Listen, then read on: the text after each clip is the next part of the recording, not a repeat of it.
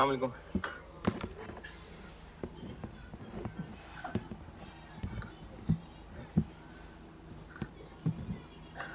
कल से कम हो गए या फैल के बैठे वैसे ही लग रहा है?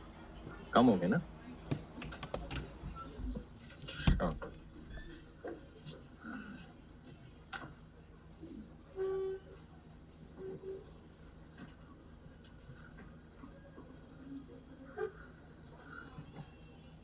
नहीं तो कल जितना कुछ मैंने नंटी में बताया वो सारा कुछ आता था पहले, सब बिल्कुल। जो कल मैंने पढ़ाई एंटी तो सारी बिल्कुल सब कुछ ऐसे ही आता था। टाइम था किया कौन का नहीं आता था। चले आज एक्रूवल प्री पेमेंट में भी शायद कुछ नया मिल जाए।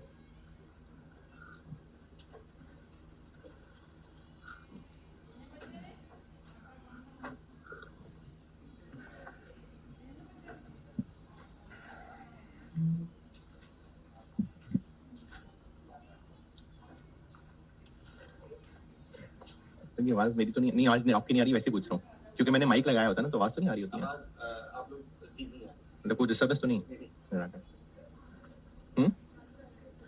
क्या करूं? जी मैं भी ला के देता हूँ हाथ सॉरी आपके हाथ में और पानी से नहीं चाहिए किसी को? आपके हाथ में देखिए। मैं देता और दे देता हूँ आपको।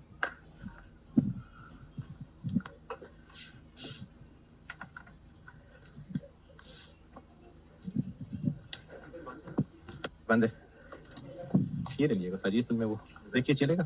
चलेगा। उन्होंने लगाया है नहीं नहीं आ रहा।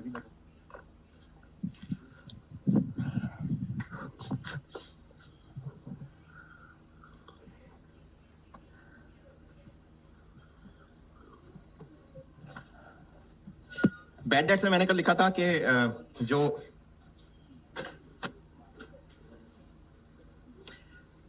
ईयर एंड के डेटर्स हैं उन पे डाउट है, उनको हम शक की नजर से देख रहे हैं।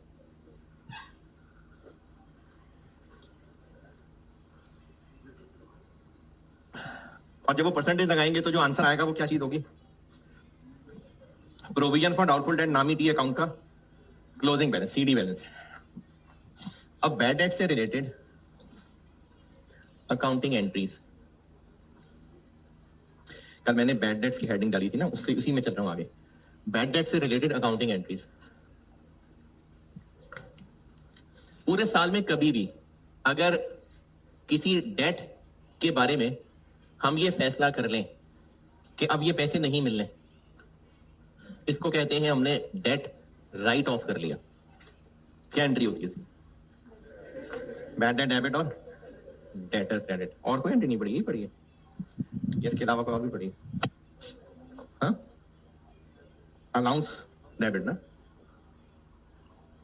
नहीं पड़ी है कि ये तुक्का मरा है? नहीं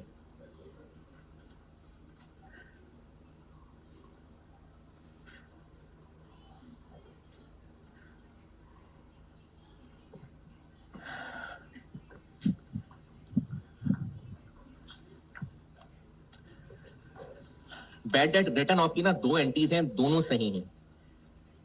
बैड डेट एक्सपेंस और डेटर्स क्रेडिट ये भी सही है, और प्रोविजन और आपने अगर अलाउंस फॉर डाउटफुल डेट का अकाउंट पढ़ा है वो यही है, एक ही बात है। प्रोविजन अलाउंस एक ही बात है। Provision for doubtful debts debit और debtors credit.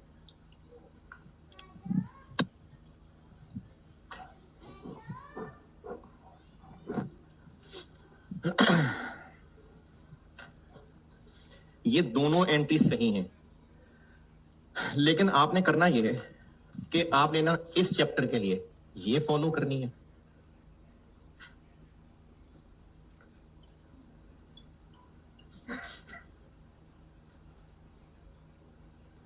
Rectification of error, ये आरओई रेक्टिफिकेशन ऑफ एरर्स, ठीक है, क्योंकि आगे चल के मैंने रेशियोज पढ़ानी है तो उसमें रिटर्न ऑन इक्विटी भी होती है, तो ये मैं रेक्टिफिकेशन ऑफ एरर्स कह रहा हूं। इस चैप्टर के लिए ये एंट्री चलाइएगा और आगे एक चैप्टर पढ़ाना है कैश फ्लो का, उसके लिए ये चलाइएगा।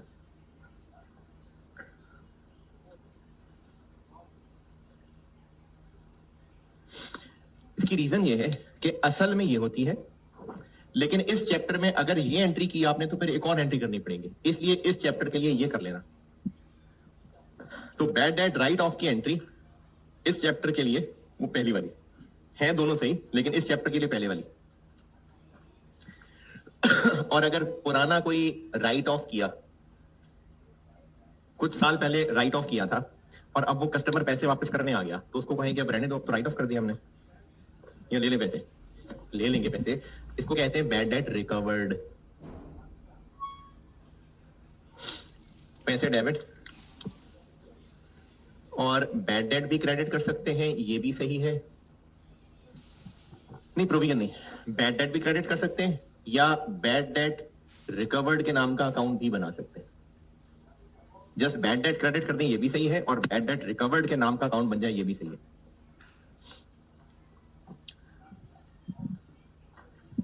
और इसके बाद bad debt expense eight end of year. ये जो पहले दो लिखे हैं ना, ये साल में कभी भी हो सकते हैं। ये जो पहली और दूसरी एंट्री है, ये साल में कभी भी हो सकती है, लेकिन तीसरा काम ये एंड ऑफ ईयर ही करना होता है। और वो एंड ऑफ ईयर काम करना ये होता है कि provision for doubtful debt account,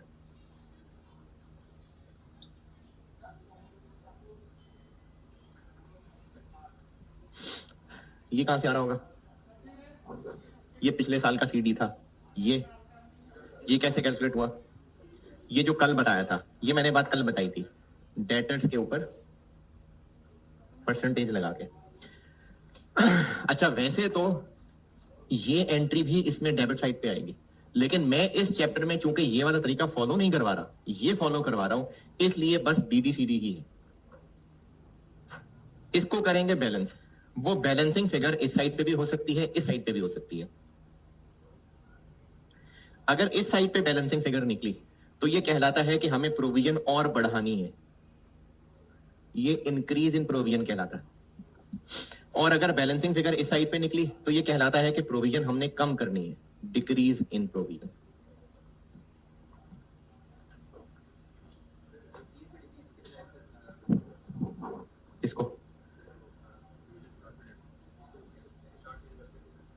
इसको रिवर्स कर दे और इसको रिकॉर्ड कर ले।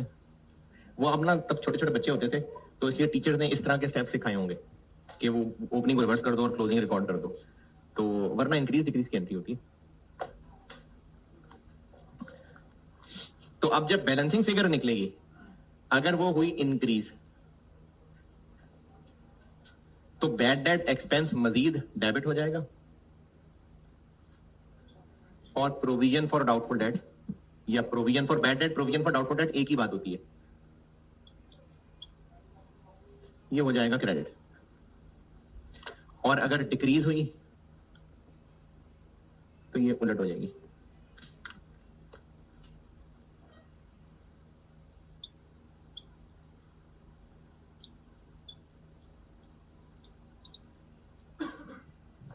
और बैड डेट के लिए इतना रिकैप बहुत है। इसमें को आपने सवाल पूछना तो बिल्कुल पूछ लें, फिर मैं एक्रूअल प्रीपेमेंट कराता हूं।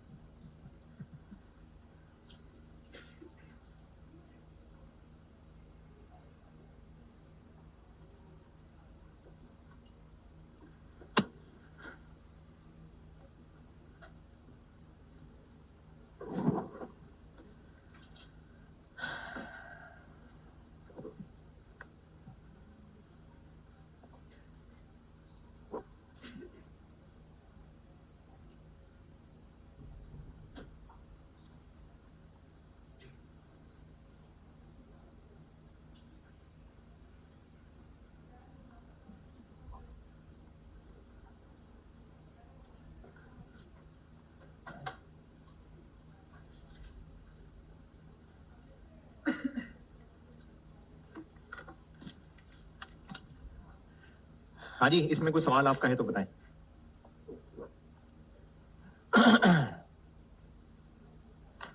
ये बैड डेट्स बस बहुत है। इन्वेंट्री पे कितने दिन लगाए थे? 10-12 दिन। बैड डेट पे लगाए थे 10-12 दिन। तो ये 20-25 दिन बाद ये हो गया।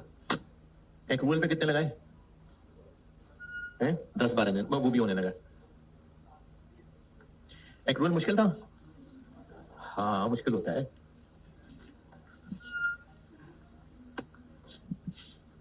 भाई समझ आए तो मुश्किल है ना, अगर चॉइस में छोड़ना है फिर तो आसान सा है।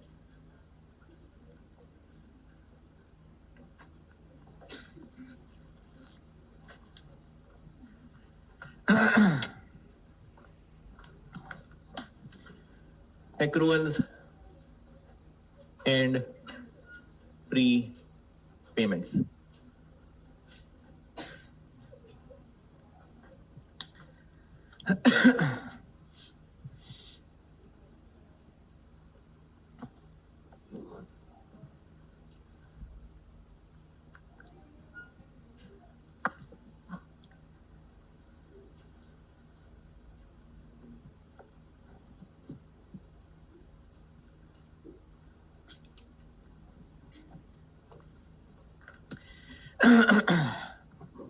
अच्छा मेरा मशवरा है, बाकी आप सियाने बच्चे हैं सारे, कि इसको ना 4 पेजेस पे लिखिएगा, 4 अलग अलग पेजेस पे। बेशक आपके एक पेज पे बहुत सारा कुछ आ जाता हो, लेकिन मेरा मशवरा ये है कि उसको 4 पेजेस पे लिखिएगा।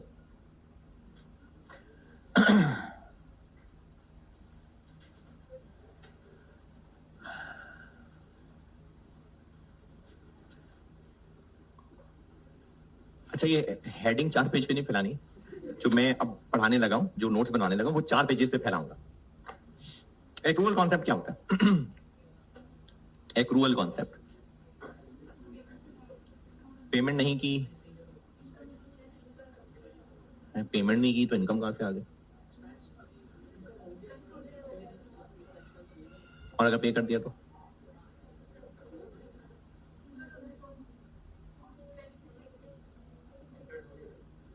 इनकम होने से क्या मुराद? हाँ नहीं ये प्रूडेंस कॉन्सेप्ट होता है, इनकम को स्टेट नहीं करना और एक्सपेंस को स्टेट करना। इनकम हो गया से क्या मुराद है? खर्चा हो गया, मतलब क्या है? खर्चा हो गया, क्या तो हो गया? बेनिफिट ले लिया। और इनकम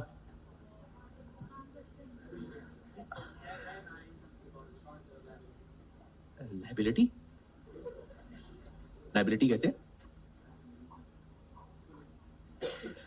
अच्छा चले, सही है, सारे सही बता रहे हैं। हाँ जी, लायबिलिटी इनकम के लिए इनकर का नहीं, उसके लिए अर्न का वर्ड यूज होता है, एक्सपेंस के लिए इनकर का होता है। अच्छा चले ठीक है, आप सब सही, बिल्कुल सही कह रहे हैं। एक्रूअल कॉन्सेप्ट ये होता है कि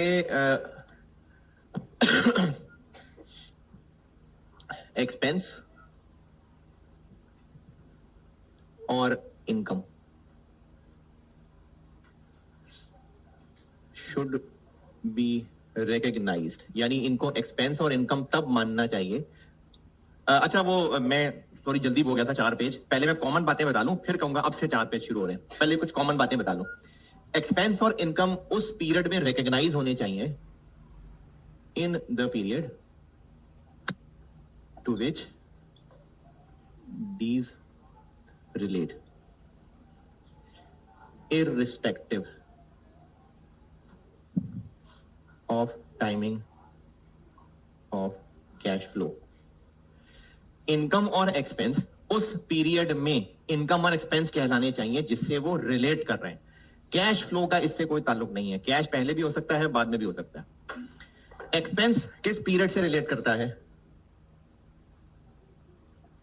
relates to the period in which its benefit is consumed। और इनकम किस पीरियड से रिलेट करती है? जब वो अर्न होती है।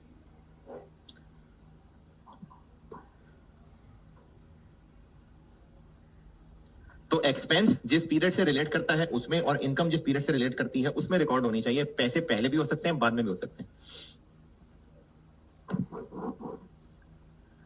ये एक्रूअल कॉन्सेप्ट है। जब हम एक्रूअल कॉन्सेप्ट की बात कर रहे होते हैं ना, तो जनरली इस डिस्कशन के अंदर टाइम रिलेटेड आइटम्स आ रही होती हैं, यानी प्लांट मशीनरी वो इस डिस्कशन में नहीं आ रही होंगी। कैश परचेज, क्रेडिट परचेज, वो इस डिस्कशन में नहीं आ रही। इस डिस्कशन में जनरली जो चीजें आ रही होती हैं वो टाइम रिलेटेड आइटम्स होती हैं।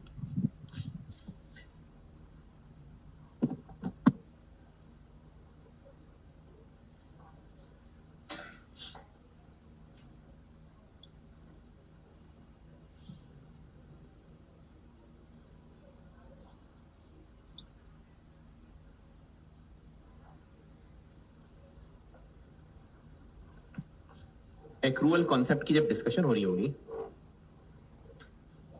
तो जनरली इसमें ना टाइम रिलेटेड आइटम्स आती हैं। मिसाल के तौर पे रेंट, ये टाइम रिलेटेड चीज है। अगर आपने हॉस्टल का किराया दिया है और 10 दिन रह के तो घर चले गए, तो उसके बाद जब कभी वापस आएंगे तो दोबारा 20 दिन रह लेना है। महीना गया, बस काम खत्म। टाइम रिलेटेड था, घर में रहे ना रहे टाइम रिलेटेड चीज थी। इसी तरह से इंटरेस्ट भी टाइम रिलेटेड चीज है। इसी तरह से एक चीज होती है इंश्योरेंस प्रीमियम, ये भी टाइम रिलेटेड चीज है। और आपको अगर इंट्रो के थोड़े सवाल याद हो तो वो इन्हीं पे ही होते थे। और इतनी अच्छी मिसाल नहीं है लेकिन वो भी हो सकती है सैलरीज, ये भी इसी में आ सकती हैं। तो एक्रूअल कॉन्सेप्ट के अंदर जनरली टाइम रिलेटेड चीजें ही डिस्कस हो रही होती हैं। तभी तो हम कहेंगे कि फलाने खर्चे का ताल्लुक इस पीरियड से था, पे हुआ नहीं हुआ इररेलेवेंट। तो इसलिए एक्सपेंस और इनकम जिस पीरियड से रिलेट करते हैं उस पीरियड में एक्सपेंस इनकम आनी चाहिए। ये एक्रूअल कॉन्सेप्ट है। अरे मैंने हेडिंग नहीं दी, ये मैंने एक्रूअल कॉन्सेप्ट बताया।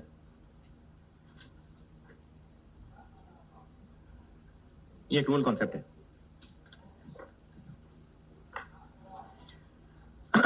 अब इसमें ना ये पीरियड रिलेटेड आइटम्स की बात हो रही है।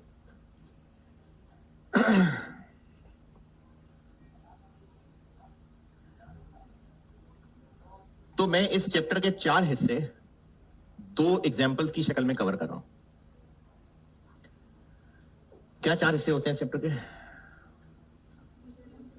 एक्सपेंस पहले पे हो जाए और एक्सपेंस बाद में पे हो, और इनकम पहले रिसीव हो जाए या बाद में रिसीव हो। तो ये 4 हिस्से हैं इसके। तो मैं 4 हिस्से आपको 2 मिसालों से रिलेट करके बताऊंगा।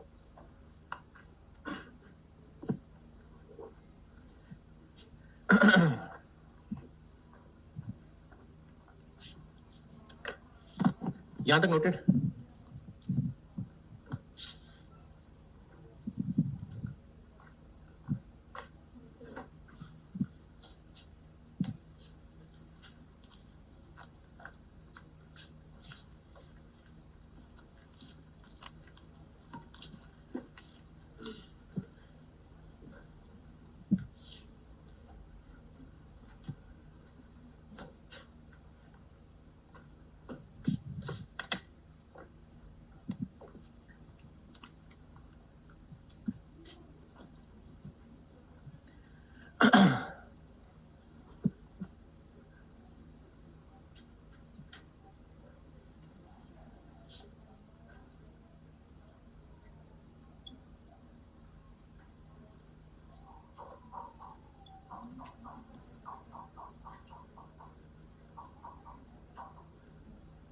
मैं आपको ना ये मिसाल एक लिखवा रहा हूं और 2 चीजों को मैं इससे रिलेट करके बताने लगा।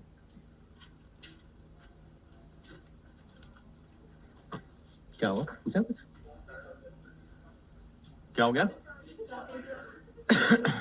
अच्छा, अभी कितनी पेज लिखे हैं? एक पूरा हो गया अभी? नहीं, अभी भी वो 4 पेज स्टार्ट नहीं हुआ।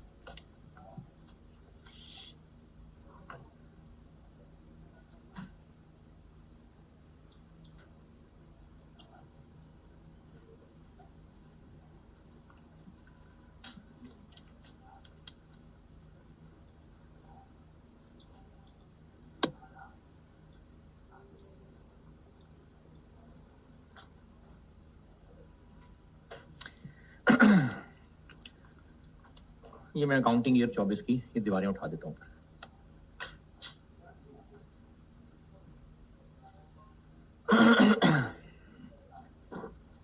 हमने 84,000 पे किया 1 अप्रैल 23 को 12 महीने के लिए, और उसके बाद साल खत्म हुआ तो फिर बिल्डिंग का किराया दोबारा दिया 1 अप्रैल 24 को फिर से 12 महीने के लिए 108। जिस बिल्डिंग का ये किराया है उसके साथ हो सकता है 1 अप्रैल ही तय हुई हो, यानी 1 अप्रैल वाले दिन पूरे साल का किराया शुरू में दे दिया जाता हो, फिर 1 अप्रैल वाले दिन पूरे साल का किराया शुरू में दे दिया जाता हो। इसका अकाउंटिंग ईयर से भी सोच समझ के कोई रिलेशन नहीं बनाया था। बिल्डिंग किराए पे लेनी थी, ले ली। अब नीला नीला आ गया अकाउंटिंग ईयर। अकाउंटिंग ईयर 2024 से इन दोनों में से कितना कितना पोर्शन रिलेट कर रहा है, यानी 84,000 में से और 108 में से फॉर द ईयर 2024 कितना कितना रिलेट कर रहा है। कैसे कैलकुलेट करें? पे कितना किया नहीं पूछ रहा, पे तो मैंने लिखा है कितना किया, कब पे किया है। पूछा मैंने ये है कि 2024 अकाउंटिंग ईयर से कितना पोर्शन 84,000 का रिलेट कर रहा है। ये 3 महीने, और इन 3 महीनों की फिगर कैसे कैलकुलेट करें?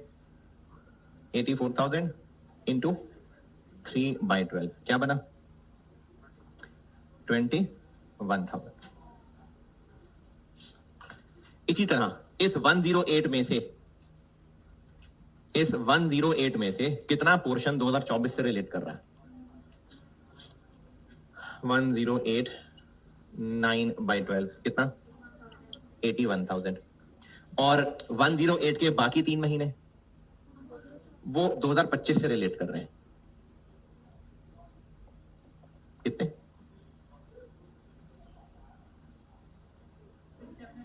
27,000। इन 3 कैलकुलेशन में कोई एतराज नहीं।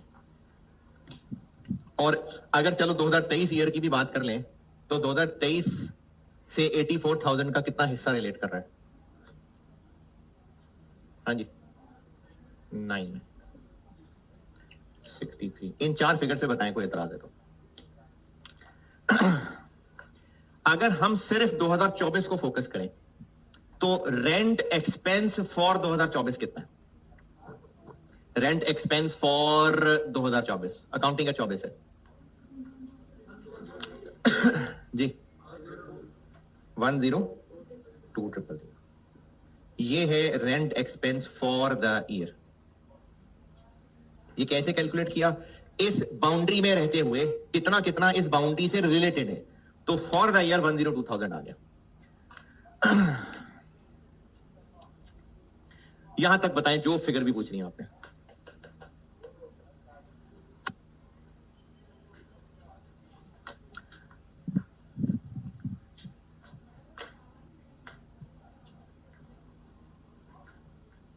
मैं इन फिगर्स को ना यूज करूंगा समझाने के लिए। फिगर्स होंगी ना तो जरा समझना आसान रहता है, तो इनको नोट करना है तो जरूर कर लें। मैं आपको इस मिसाल को यूज करके प्रीपेड एक्सपेंस और एडवांस इनकम समझाने लगा। अब बनाऊंगा 4 पेजेस।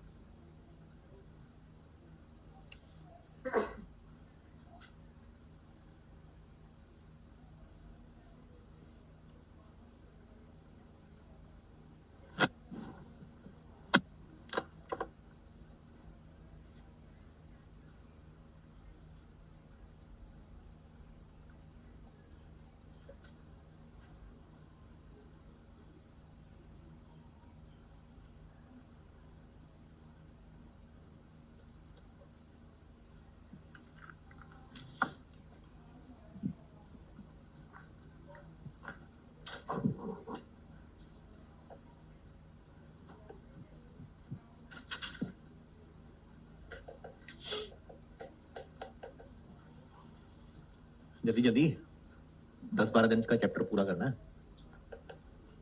इन 4 फिगर्स की कैलकुलेशन में कोई इतराज है तो बताइए। 102 भी ओके? चले अब 4 में से पहला page, pre paid expenses. Pre paid expenses यानी जिस पीरियड का एक्सपेंस है उससे पहले ही पे कर दिया है, प्रीपेड एक्सपेंस अभी हुआ नहीं था, कैश पे कर दिया, तो ये प्रीपेड एक्सपेंस है। 108 पे कर दिया, अभी टाइम आगे आएगा। 84 पे कर दिया, अभी 12 महीने आने हैं, तो ये पेड इन एडवांस या प्रीपेड एक्सपेंस है। ये जो आपको मैंने कैलकुलेशन समझाई है ना, अकाउंटिंग कुछ ऐसी होनी चाहिए कि जिसका एंड रिजल्ट ये अचीव हो जाए। मैंने फिगर्स इसलिए लिए ताकि मैं आपको करके दिखाऊं कि देखो यही रिजल्ट आ रहा है। ये मैंने आपको सिर्फ कैलकुलेशन से समझाया है कि फॉर द ईयर 2024 ये एक्सपेंस बनता है। इसकी एक नॉर्मल रूटीन प्रैक्टिस है कि साल के दौरान, ये मैंने ऊपर एक जगह छोड़ी है, साल के दौरान जब भी पेमेंट होंगी तो अकाउंटेंट ये सोचे बगैर कि वो किस पीरियड की पेमेंट है, बस उसको एक्सपेंस समझेगा। Payments made during the year, accountant समझेगा ये एक्सपेंस ही है। Expense debit cash credit.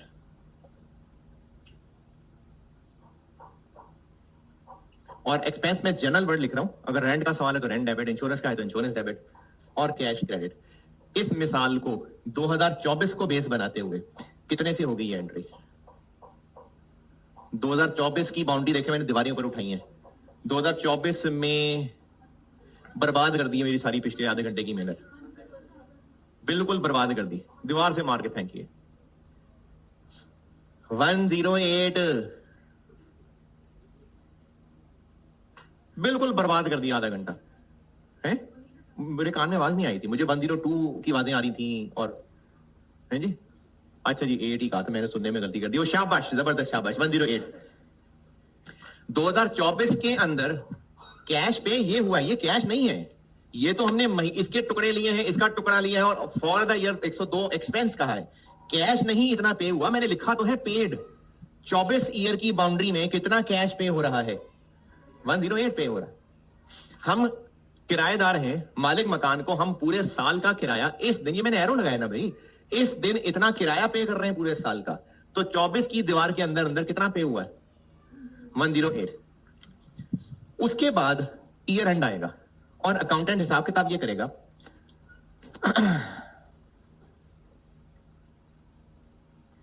कि जितना मैंने पे किया था कहीं उसमें अगले साल का तो नहीं है।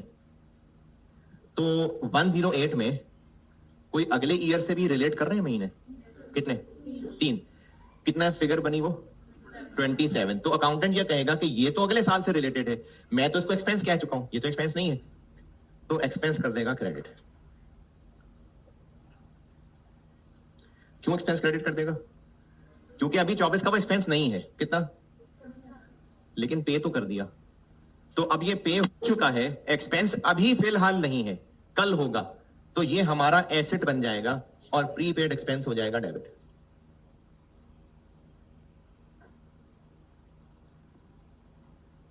और ये ईयर की क्लोजिंग एडजस्टमेंट है कि ओपनिंग है?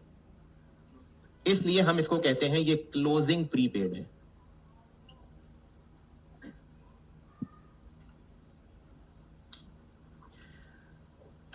यही वाली हरकत 2023 के एंड पे भी की होगी। मैं तो भी 24 को मिसाल ले रहा हूं ना, 23 का भी जब एंड हुआ होगा तो 2023 में ये एंट्री किस अमाउंट से की होगी अकाउंटेंट ने? 84 से। ये एंट्री किस अमाउंट से की होगी? 21 से। पिछले साल यही एंट्री, पिछले साल 31 दिसंबर 23 को यही एंट्री 21,000 से की होगी। तब इस एंट्री की रीजन क्या थी? 23 के एंड की बात कर रहा हूं। यही रीजन थी, अकाउंटेंट खड़ा था 23 में और 23 में खड़े होकर ये कह रहे थे कि इसमें से कुछ फ्यूचर से रिलेटेड है, तो हम उसको अभी एक्सपेंस नहीं कह सकते, इसलिए एसेट कह रहे हैं। ये कब का वाकया है? 23 के एंड पे हम इसको नहीं कह सकते थे एक्सपेंस, कब कहेंगे? 24 में ना, तो बस 24 के शुरू में ही आके, महीने का इंतजार नहीं करेंगे, शुरू में ही आके हम इस एंट्री को रिवर्स कर देंगे ताकि एक रूटीन साइकिल चलता रहे। वो जो 23 के एंड पे ये एंट्री की थी, 24 में इसको पलट देंगे। एक्सपेंस डेबिट और प्री पेड एक्सपेंस क्रेडिट। पिछले साल कितने से थी ये एंट्री? 21,000 से। उसी एंट्री को पलट देंगे। पिछले साल ये क्लोजिंग प्रीपेड कहला रहा था, इस साल ये क्या कहला रहा है? Opening prepaid.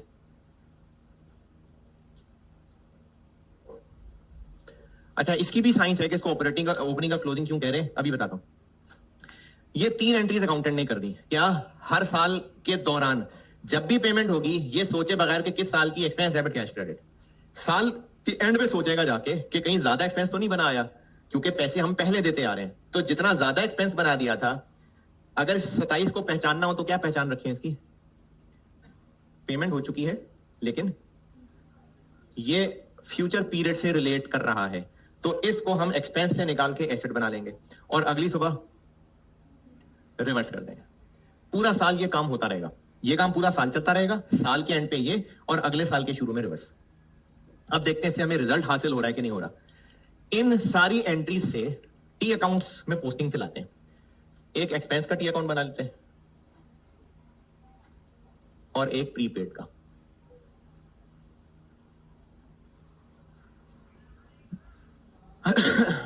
ये एंट्रीज करिए पोस्ट। अच्छा, इनमें से ये एसेट अकाउंट है।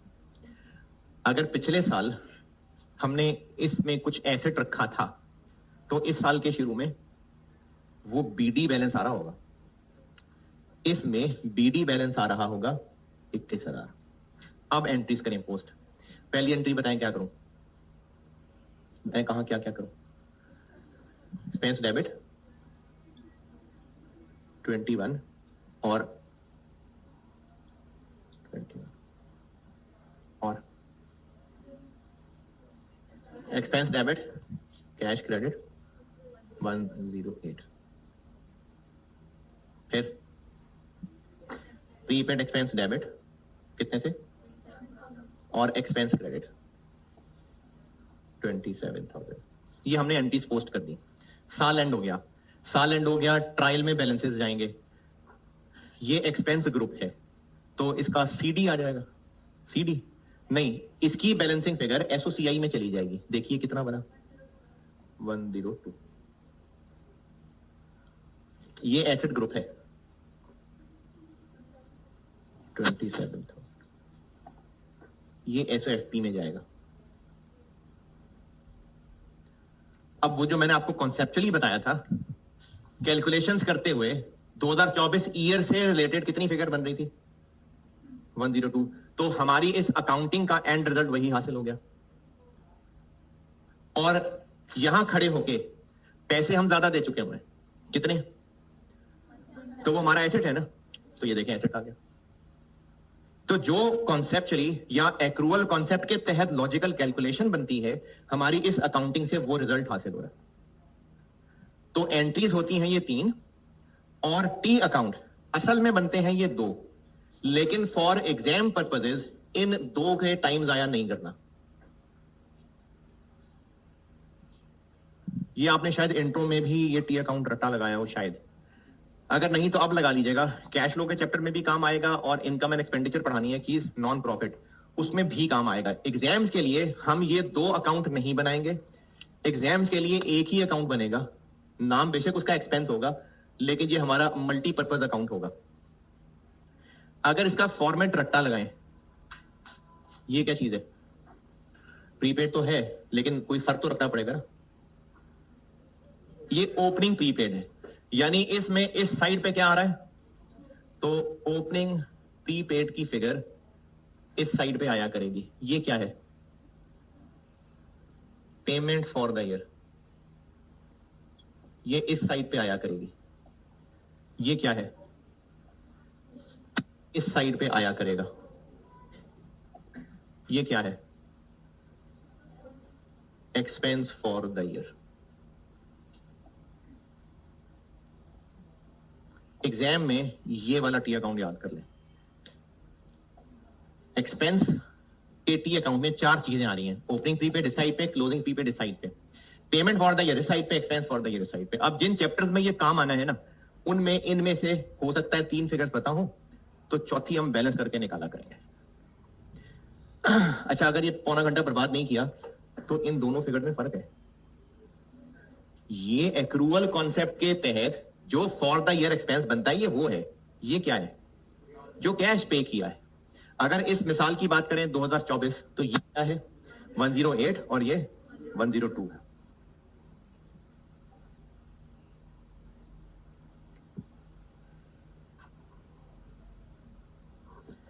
और अगर डायरेक्ट ये 21,000 और 27,000 कैलकुलेट करना याद रखना हो तो क्लोजिंग प्रीपेड के लिए क्या याद रख लें, यानी ये कैसे कैलकुलेट करें अगर डायरेक्ट कैलकुलेशन करनी हो तो ये 27,000 कैसे कैलकुलेट किया है, क्या याद रखें। हो चुकी पेमेंट्स का वो हिस्सा, हो चुकी पेमेंट्स है का वो हिस्सा जो फ्यूचर पीरियड से रिलेटेड है, of payments related that relates to future।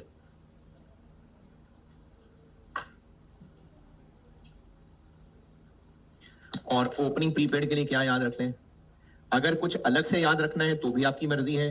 मैं वैसे ये रिकमेंड करूंगा कि आप एक साल ना उल्टे कदम पीछे चले जाएं।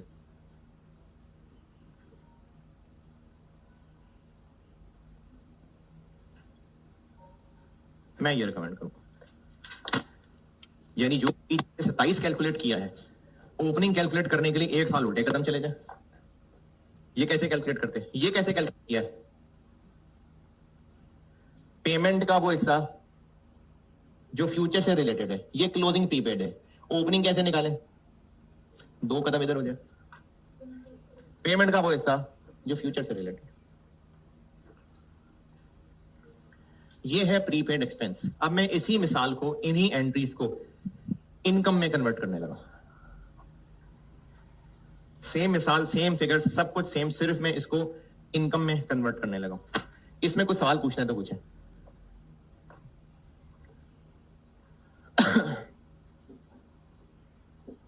इस पेज पे जगह है और है नहीं,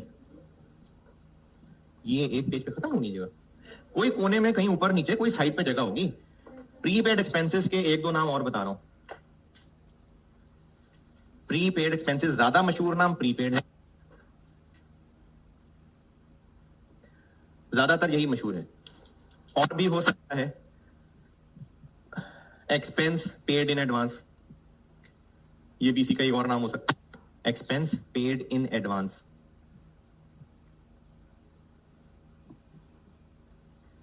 अनएक्सपायर्ड एक्सपेंस, अच्छा एक्सपेंस जनरल नाम बोल रहा हूं, सवाल में तो कोई भी नाम जुड़ा हो सकता है, एक्सपायर्ड इंश्योरेंस, अनएक्सपायर्ड रेंट, इस तरह से। अनएक्सपायर्ड एक्सपेंस ज्यादा मशहूर वैसे प्रीपेड ही है।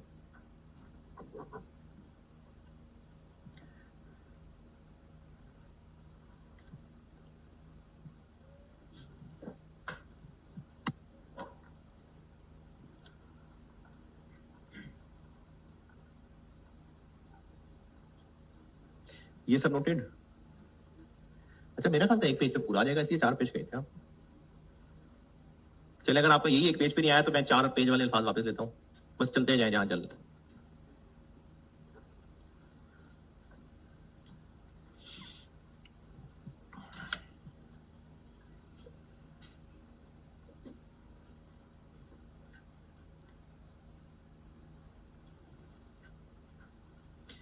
बिटाने आ रहे हैं नहीं,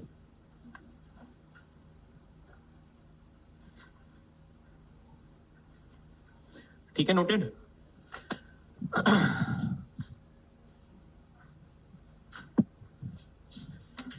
एडवांस इनकम, एडवांस इनकम। अब हम इस मिसाल में अभी किराएदार थे, अब मालिक मकान बन जाते हैं। सेम मिसाल, पहले मैं किराएदार के हिसाब से बता रहा था, अब मालिक मकान बन जाते हैं। अब हम मालिक मकान हैं, हमें रेंट मिल रहा है।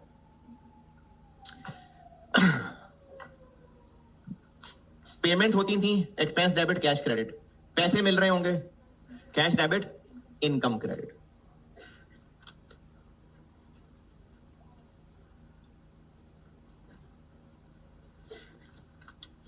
Cash debit income credit.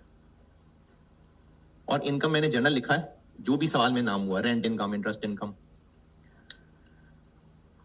जितना पैसा मिला इनकम बना ली, ये सोचे बगैर के किस साल का है। फिर साल के एंड पे आके सोचा और साल के एंड पे हिसाब किताब करके पता चला कि हम जिसको इनकम कह चुके हैं उसमें से कुछ अभी नहीं मिल गई है इनकम, कैश, पैसे मिल गए हैं भाई। इसमें से कुछ पोर्शन अभी फ्यूचर से रिलेटेड है, वो हमारी इनकम अभी नहीं बनी, तो फिर पैसे तो मिल गए हैं लेकिन इनकम नहीं बनी, तो इनकम रिवर्स कर देते हैं। लेकिन पैसे तो मिल गए, उसको अपनी लायबिलिटी बना लेते हैं, एडवांस इनकम। बिल्कुल एक्सपेंस का उलट हो रहा है।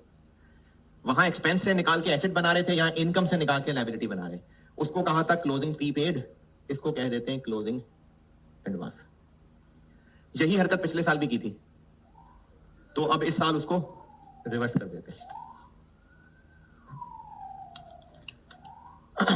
एडवांस इनकम वापस क्रेडिट, सॉरी डेबिट, और इनकम क्रेडिट।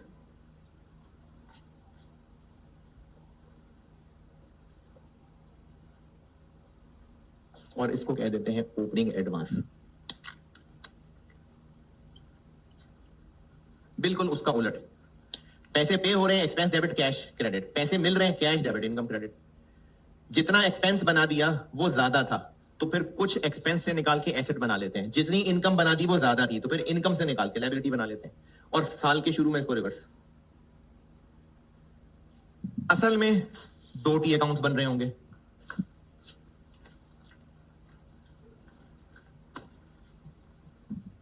क्या क्या, इनकम का और एडवांस इनकम का।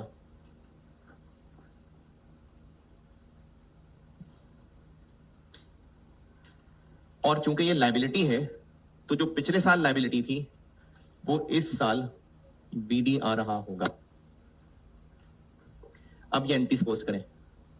पहली एंट्री एडवांस इनकम डेबिट और ये इनकम क्रेडिट। दूसरी entry cash debit income credit. तीसरी एंट्री इनकम डेबिट और एडवांस इनकम क्रेडिट। साल एंड हो गया, ये लायबिलिटी अकाउंट है, सीडी आ गया, ये एसओएफपी में जाएगा। वो इनकम अकाउंट है, बैलेंसिंग फिगर कहां जाएगी, एसओसीआई में। कितनी, 102, ये वही 102। और अब अगर एग्जाम की बात करें तो ये दो अकाउंट बनाने की जरूरत नहीं है। एग्जाम्स के लिए हम सिर्फ एक ही अकाउंट याद रखेंगे,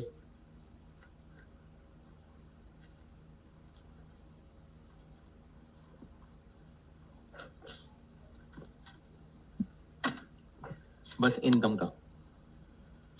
इसको याद रखते हैं तो ये क्या है, ओपनिंग एडवांस। ये रिसीट्स फॉर द ईयर, ये क्या है, क्लोजिंग एडवांस। ये क्या है, इनकम फॉर द ईयर। और जितना कैश मिला और जो इनकम फॉर द ईयर है, इनमें फर्क है। ये है एक्रूअल कॉन्सेप्ट के मुताबिक जो फिगर बनती है, कितनी, 102। ये है जो कैश मिला है, 108। और अगर ये ओपनिंग क्लोजिंग डायरेक्टली कैलकुलेट करना याद रखें तो क्लोजिंग एडवांस कैसे निकालें, जो अगले साल से रिलेट कर रहा है, और ओपनिंग एडवांस 2 कदम पीछे चल लें।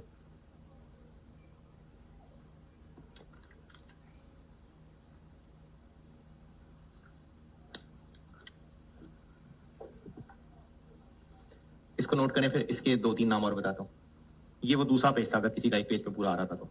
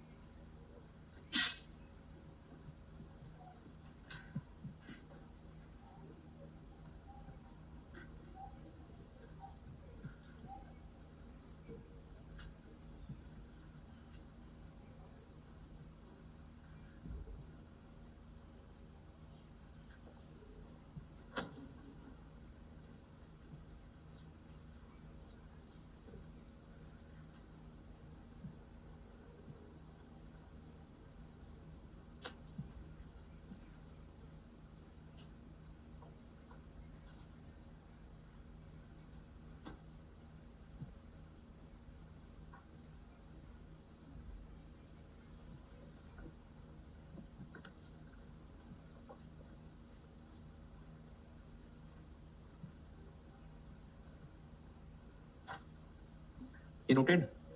अच्छा, इसके नाम लिख लें एक दो और, एडवांस इनकम के। इसको डेफर्ड इनकम भी कहते हैं, डेफर्ड इनकम। इसको अनअर्न्ड इनकम भी कहते हैं, अनअर्न्ड इनकम।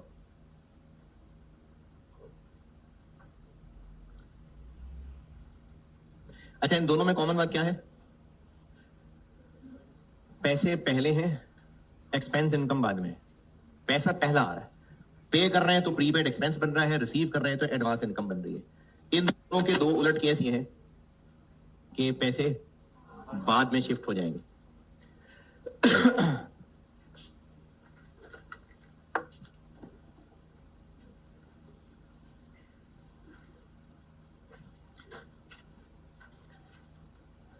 अच्छा, अब चूंकि ये इतनी सारी मेहनत उस पर कर ली, तो अब मैं ठीक है, बस कल मैं ना बस बताऊंगा, इतना ज्यादा नहीं समझाऊंगा। सिर्फ उनको उलट करना है, पैसे पहले आ रहे थे उसमें पैसे बाद में आ रहे होंगे और नाम बदल रहे होंगे। और कल से फिर इंशाल्लाह रेक्टिफिकेशन ऑफ एरर्स शुरू, कि एरर्स को करना क्या है। चले ठीक है, अल्लाह।